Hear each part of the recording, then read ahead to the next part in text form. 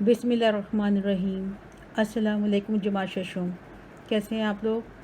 उम्मीद है आप लोग अपनी पढ़ाई बहुत अच्छे तरीके से कर रहे होंगे। बेटा बहुत दिल लगा के पढ़ाई करनी है और सब रोज़ाना का याद करना है और याद करके लिखना है। तो बेटा हमने कल यौम दिफ़ा का अल्फाज मईनी किए थे। आज हम अगला सवाल करेंगे। आगे चलते हैं यौम दिफ़ा में। यह है सबक यौम दिफ़ा को पेश नज़र रखते हुए दुरुस्त जवाब की निशानदही टिक से करें। अलिफ है इसका। हर साल यौम दिफ़ा कब मनाया जाता है? कब मनाया जाता है आपको पता होना चाहिए। हर साल यौम दिफ़ा 6 सितंबर को मनाया जाता है। उसके बाद आएगा 1965 की पाक भारत जंग कितने रोज़ जारी रही? कितने रोज़ जारी रही थी? 17 रोज़ जारी रही थी। फिर इसके बाद आएगा फ़ौजी जवानों ने कितनी देर में तस्मे वाले जूते पहनकर राइफ़लें उठा लीं? कितनी देर में उठाई थी? 3 सेकंड में। सिर्फ 3 सेकंड में। उनकी इतनी फुर्ती थी, इतनी चुस्ती थी कि उन्होंने 3 सेकंड में तस्मे वाले जूते भी पहने और फिर राइफ़लें उठाईं। भारत ने पाकिस्तान पर कब हमला किया? भारत ने पाकिस्तान पर कब किया हमला? 1965 में। अच्छा, इसके आगे है दर्ज झेल अल्फाज के मुतज़ाद लिखें। ये अल्फाज के मुतज़ाद हैं जो आपने करने हैं। मुत्तहिद, मुत्तहिद का है मुंतशिर। आगाज़, आगाज़ का होगा अंजाम। धकेलना, धकेलना का मतलब होता है धक्का देना, आगे की तरफ करना, तो इसका उलट होगा, मुतज़ाद होगा खींचना, और पकड़ना भी हो सकता है, वैसे खींचना ज़्यादा बेहतर है। बाकायदा, बाकायदा का होगा बेकायदा। जर्री, जर्री का होगा डरपोक, बुज़दिल भी होता है, डरपोक होता है जर्री क्योंकि बहादुर होता है। अच्छा जी, सबक यौम दिफ़ा का खुलासा अपने अल्फाज में लिखें। ये आप लोग कर चुके हुए हैं और इसको आपने उम्मीद है लिख भी लिया होगा और याद भी होगा आपको। और चैप्टर को आपने 2-3 बार पढ़ना है। हर बार खुद से लिखा करें ये खुलासा। ज़रूरी नहीं है कि जो लिखा हुआ है वही आपने लिखना है, खुद से ऐड करना होता है उसमें। इसके बाद है पाकिस्तान के जो जंगी नगमे आपको याद है उनकी फ़हरिस्त बनाएं। आपको जो अगर कोई जंगी नगमे याद हो तो उसकी एक लिस्ट बना लें, उनको अपनी कॉपी पर लिख लें कि कौन कौन से याद है।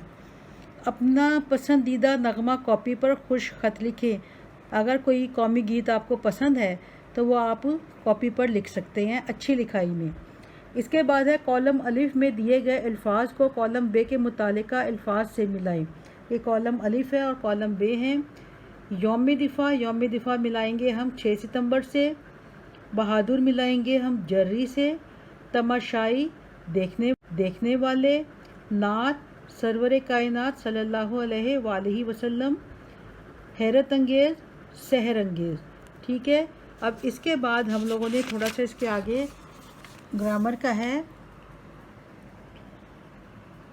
इसम ज़मीर की तज़कीर व तानीस।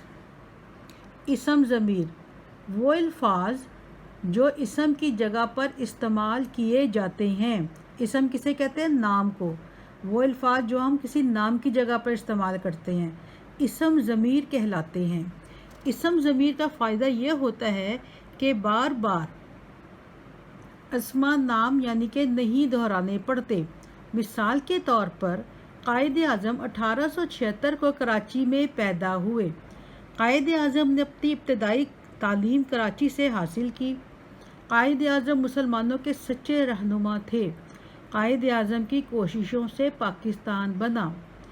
इन जुमलों में बार बार कायद आज़म का नाम आया है जो तहरीर को बोझल बना रहा है।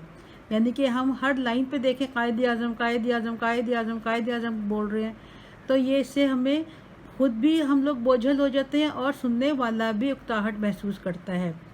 इसम ज़मीर के इस्तेमाल से तहरीर में खूबी पैदा होती है। खूबी यानी कि खूबसूरती पैदा होती है। देखें अब, कायद आज़म 1876 को कराची में पैदा हुए। उन्होंने अपनी तालीम कराची से हासिल की। वो मुसलमानों के सच्चे रहनुमा थे। उनकी कोशिशों से पाकिस्तान बना। इन जुमलों में उन्हों, वो और उनकी ज़मीरें इस्तेमाल हुई हैं। ये बेटा ये जो वो, उन्हें, उन, उसका, ये जो होते हैं ये ज़मीर होता है। इसम ज़मीर इसको हम कहते हैं। ये सब कायद आज़म की जगह पर आई हैं।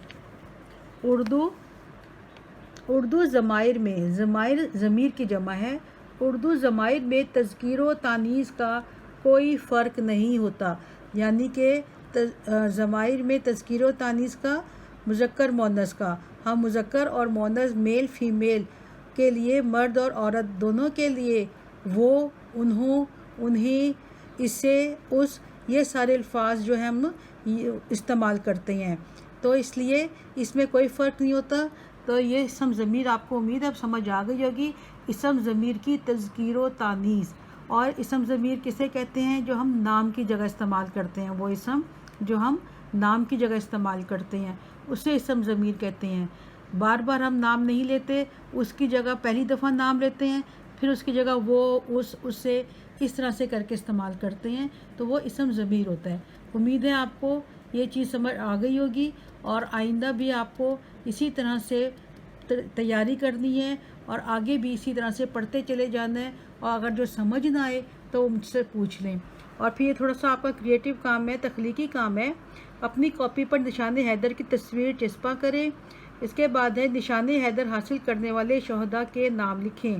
بیٹا یہ شہداء کے نام آپ کو آسانی سے مل جائیں گے، اور یہ نام بھی آپ نے لکھنے، آپ کو پتہ ہونا چاہیے کہ یہ ان شہداء کے نام کا۔ ٹھیک ہے بیٹا، امید ہے آج آپ کو ساری یہ سمجھ آ گئی ہوگی۔ آج کا کام اتنا ہی ہے، کل ہم انشاءاللہ اگلا کام لے کر حاضر ہوں گے۔ اللہ حافظ، اپنا خیال رکھیں، اپنے گھر والوں کا خیال رکھیں، صاف ستھرے رہیں، اور اپنی پڑھائی پوری توجہ سے کریں۔ اللہ حافظ۔